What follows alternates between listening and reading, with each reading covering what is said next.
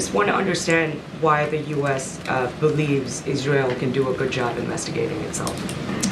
Well, as I said in my opening statement, we do think that the indications are that they're taking this seriously. You saw them, I think, put out a statement from their IDF spokesman last night, walking through their initial assessments of what happened. So as far as we understand it, they're still looking at this.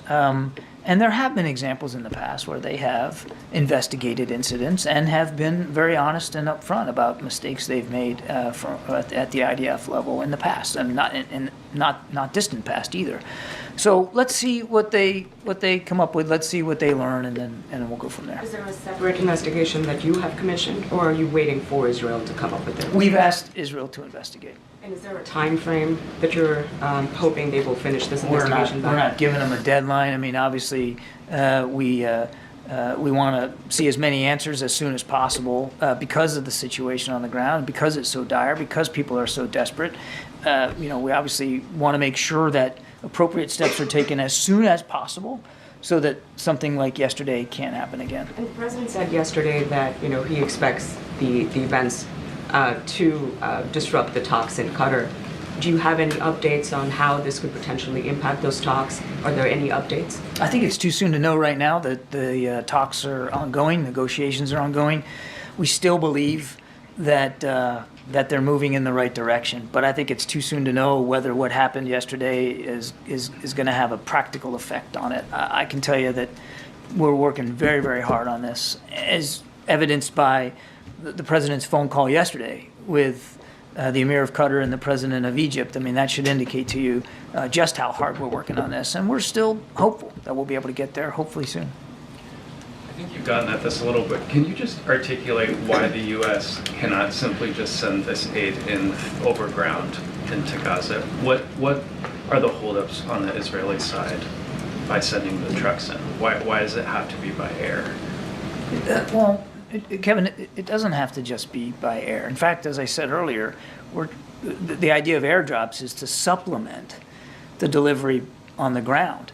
And even though you can pack an awful lot into a military aircraft, you can't replicate the size and scale and scope of a convoy of 20 or 30 trucks.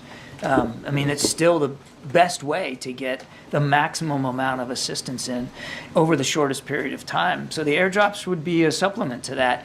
And as we have said many times, the process that has been set up that the Israelis have been willing to work through is having an inspection regime of these trucks before they go into Gaza, and recognize routes for how they're going to get to people in need, and routes that are informed by our aid partners on the ground.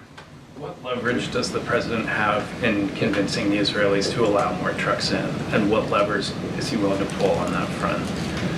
This isn't about pulling levers and trying to hold something over. Prime Minister Netanyahu, the war cabinet, they have been willing to work with us on getting aid and assistance in to Gaza. I want to be, as I said earlier, clear that it's not been enough. Not been enough to the need, certainly not been enough for the speed that's required. We recognize that, and that's part of the conversations that we've been having with our Israeli counterparts. But we urged them, for instance, to open up Kerem Shalom as a second route.